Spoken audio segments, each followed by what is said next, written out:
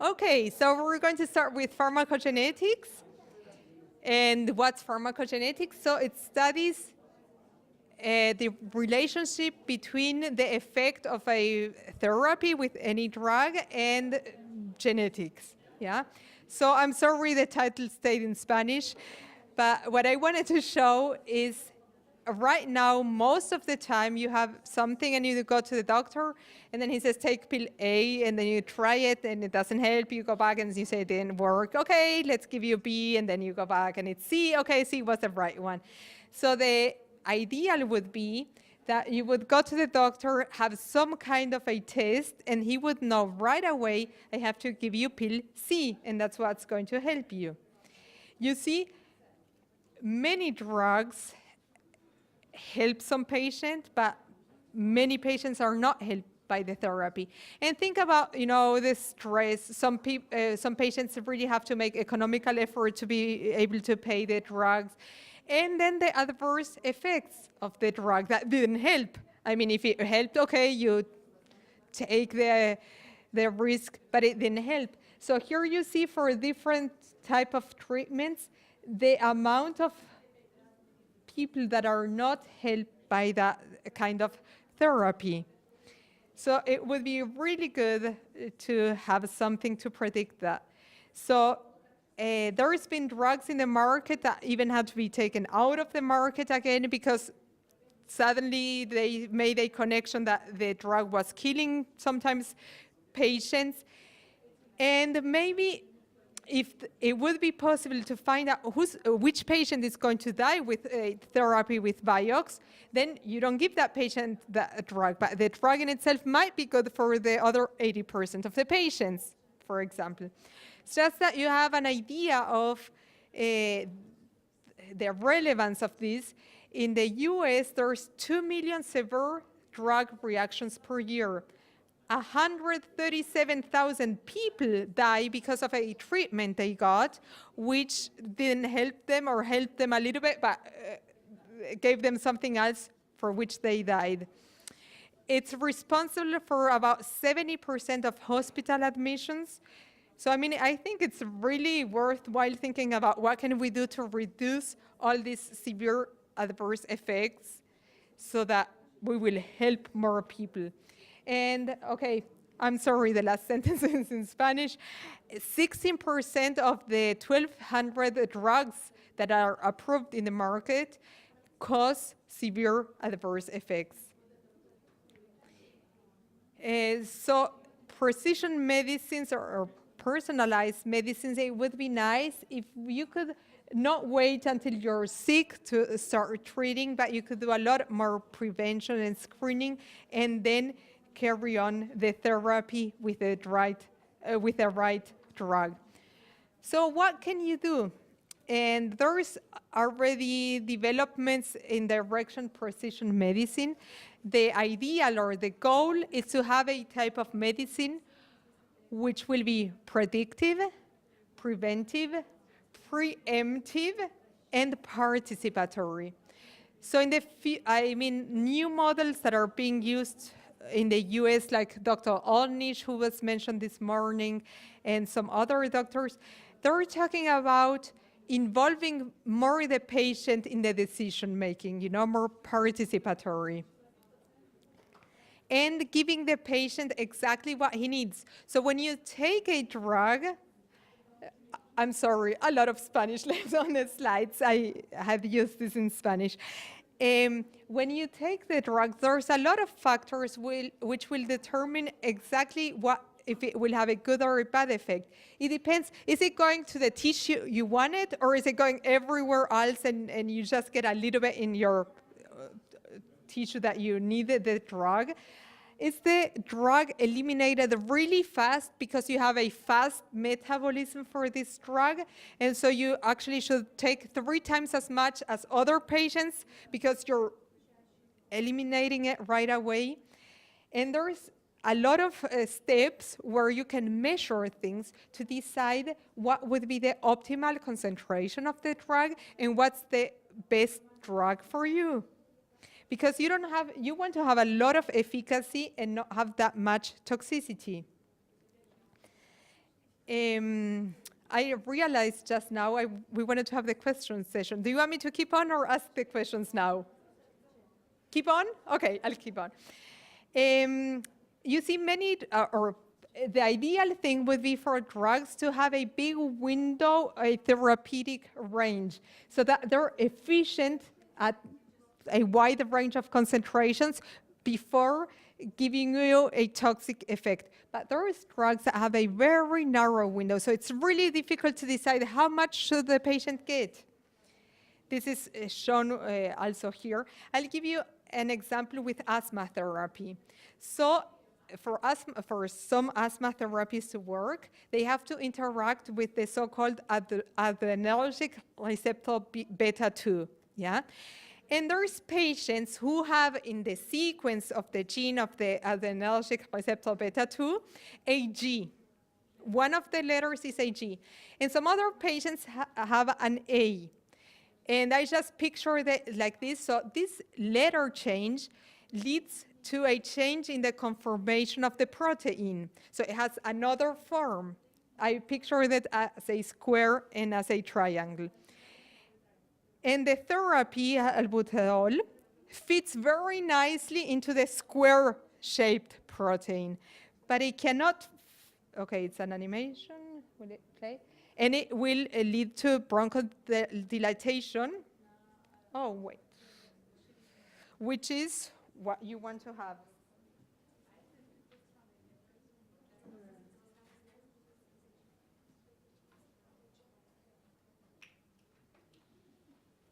Okay.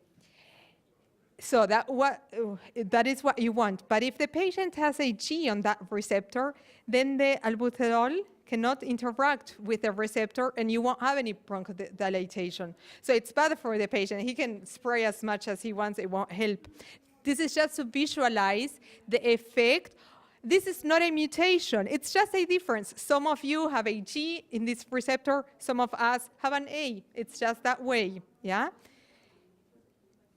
So many of the drugs that we take have to be metabolized to be active, or they are metabolized to be eliminated from the body. And there's a bigger group of enzymes called the CYP family of enzymes that are involved in this metabolism. So CYP 3A, 4, 5, and 7 are the ones that metabolize in the phase 1, most of the drugs, but CYP2D6 is also very important. And the interesting thing, I mean, you see that about, let's say, 20% of drugs that are on the market have to be metabolized by CYP2D6. And the thing with CYP2D6, it's one gene that is in a region that many of us have either one deletion or that's been copied many times in our genome. So some of us have 10 copies of this gene, and someone else has only 1 copy. And that makes a lot of difference, because if you have 10 copies, you're making 10 times as much CYP2D6 protein than your neighbor. And it depends, so there's differences between Asians and whites and Africans. What percentage of the population has 2 little copies of the CYP2D6, and what percentage has too many copies? So usually variations in the level of this enzyme is genetically there. So you got it from your parents. Either you have many copies or you don't have so many copies. Variations in the other enzyme, the CYP3A4 enzyme, is usually due to diet. That's why, I don't know if you've seen some drugs, when you take them, it says, be careful not to drink this or that if you're taking this drug, because I don't know the name in English. So it's something like orange, grapefruit, thank you. Grapefruit is one of the things that influences a lot the activity of this CYP3A4 enzyme. So, you know, that's one of the things. Yeah, St. John's wort also. There's many drugs metabolized by CYP2D6, for example, beta blockers, antipsychotic drugs, antidepressants, neuroleptics, opioids, tamoxifen. Have you gone to the dentist and you need more anesthesia than other patients? Yes. Well, that's because what the dentist puts you is a prodrug. So it's not actually the anesthesia itself. Once it's injected, it has to be converted from codeine into another opioid that has the effect. So if you cannot metabolize so fast or so much this codeine that's being injected, you need more. And I mean, okay, now you found out and you know each time you go to the dentist, you say, please put double as much as other patients. But the first time you probably, suffered a little bit maybe. And I mean, it's not so bad in the dentist. You can always ask him for more. But it's not so nice for patients that have to take, for example, antipsychotic drugs. They have to be trying different things and nothing works and they're feeling bad and they have to be in the hospital and so on. So it would be nice. I mean, CYP2D6 is really key to finding out a lot of about how you're going to accept or react to these drugs. I don't know. I thought I had a picture. I wanted to show you. I think I put it. Okay, here you see the picture. No, here you don't see it. Here you see the picture. So actually on the left side, that's called a microarray. That's a little chip. It's actually in the middle, this blue window. It's a glass that's been treated chemically so that you can stick DNA pieces on this glass. And then you put DNA from the patient that's been labeled with fluorescent markers, and you can see if a lot got stuck there or not so much. And so Affymetrix developed, and Roche, I think, actually developed the test for the CYP2D6. So you can actually, if you're going, I mean, my suggestion would be, if you're going to have some antipsychotic treatment or you've tried different things and nothing has worked, get your CYP2D6 tested. Because there's drugs that you will react very badly to if you know that you're a poor metabolizer or an ultra metabolizer. And it's a simple test. I don't know if health insurance covers it, but I think it's around 250 euros.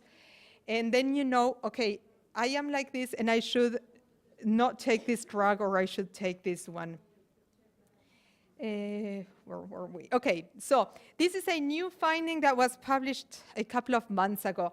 Many patients, when they get a stent implanted, you know, because some artery is not as big as it should, they get treated with clopidogrel or something like this, Plavix.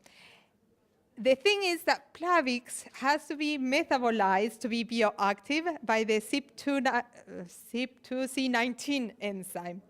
And there's people that have many copies and people that don't have so many copies of this enzyme. So what you end up having is in some patients on the right side, you see that they don't have so much bioactive Plavix, or no, actually they have a lot of Plavix active, and so they don't have any platelet aggregation. So you're preventing a clot from happening. But you have patients who receive the same drug who cannot metabolize Plavix, and then they usually tend to develop a clot and may have serious complications after the stent procedure because they have a clot, only because they couldn't metabolize Plavix as they should. So now the recommendation, for example, is that anyone getting a stent should be tested to decide if Plavix is the optimal therapy. There's an alternative that can be used. And also on the other side, patients who are ultra metabolic, so the ideal situation is the middle one. The ones that metabolize Plavix very good actually have the risk that they will have some bleeding event. So none of the extremes are good, yeah? So right now, Plavix is getting a label that the poor metabolizers shouldn't get any Plavix after a stent treatment, and probably also a recommendation will come for the ultra metabolizers. I mean, this is something that's done every day. I mean, stent procedures and so on, and that you see, I mean, the implications and the uses. I mean, nobody wants to have a clot after a stent procedure or having a bleeding effect. This is just a picture to show that we have different copies of these drug metabolizing genes. And so we're either ultra metabolizers, extensive, intermediate, or poor. And if we got tested, then doctors would know much better which doses we should get. For some drug, we may need 3 times as more as normal. For another one, maybe we need just a fifth, or maybe it's even toxic for us and we shouldn't get it at all. And like I said, different ethnic populations have different amount of people with a variant.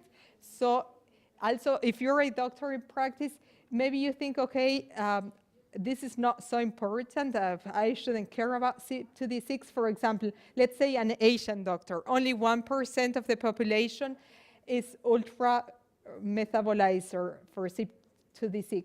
So maybe an Asian doctor isn't thinking about this, but let's say some tourist comes, and he comes from Europe, where 10% of the population is an ultra metabolizer. So the Asian doctor should think about this if he's treating an European patient in Asia or anywhere else. Yeah. So here's the picture of the Roche chip, and here is the list of all substrates that are metabolized by CYP2D6, so that you see, I mean, a lot of things, this is relevant. Again, yeah. Thank you. This is, again, the table with the frequencies. And like I said, many drugs are starting to get these biomarker drug labels, where it really says you should get tested, and patients who have this or this shouldn't take this drug, or should take much less, or should take much more. And applications of pharmacogenetics are, for example, in cancer therapy. So there's a type of lung cancer, the non-small cell lung cancer, that used to be really bad. But then through genetic analysis and so on, it was found out that if patients carried one variant in the EGF receptor gene, then they reacted really well to a drug. And here you can see a picture of a patient just 2 months after therapy with gefitinib, which is this drug that works only for patients that have this variant in the receptor. And I mean, it's much better after only 2 months. But maybe this drug wouldn't have been even allowed in the market for lung cancer therapy if you just took all patients, because then you don't have any statistical significance of patients getting better and so on. And this is another example of using targeted therapies, so that you sequence something, you find out exactly what is the mutation, and you choose the right drug. Only 2 weeks after a malignant melanoma, which had a BRAF mutation, so BRAF is one gene, and they used a drug that inhibits this BRAF protein, and after only 2 weeks, you can see the change of this metastatic cancer. So I think we're going to see a lot of advances in treatment. And this slide summarizes some of the drugs, some of the genes for different conditions that we know at the moment that play a role, and which you should be careful about if you're planning on taking or giving a patient, let's say, abacavir or the codeine, gefitinib, and so on. So summing up, today's drugs, I mean, it's getting better, but let's say until 5 years ago, actually when someone was sick, you just try to get a hammer and try to get things going. But we're not all the same. We might look superficially the same, but we're not the same. So it's useful to test these SNP variants in patients and find out who's going to react well to the drug, who's not going to react so well, so that instead of treating with a hammer, we have a key that fits exactly to your target. And someone mentioned today about going to the pharmacy with your sequence. Well, here is a cartoon about it. And it may seem science fiction, but I would guess 10, 15 years, you're probably going to be doing this. So personalized treatment, what's the ideal? To get the right medication in the right dose for the right patient at the right time through the right route. So we have a lot of challenges before us, but I think, yeah, we're on the way. And I think so that I have a couple of slides with tables and so on. This is just showing, I showed today this table in the cancer section about MammaPrint, so the table with different genetic tests for different cancer types, and one of them is MammaPrint, and you see, it used to be that pathologists graded or predicted breast cancer to be more or less bad by using the, for example, St. Gallen criteria. But now if you're doing this MammaPrint test, you can classify patients much better. Instead of saying 15% and 80% low and high risk, you have 25% more patients who can say, don't worry so much, you're a low risk patient. So I think, that's, significant difference.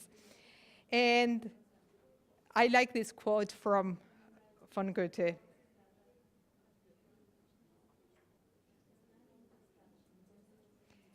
And I guess with this, I will end my presentations for today, and I'm open for questions. Thank you.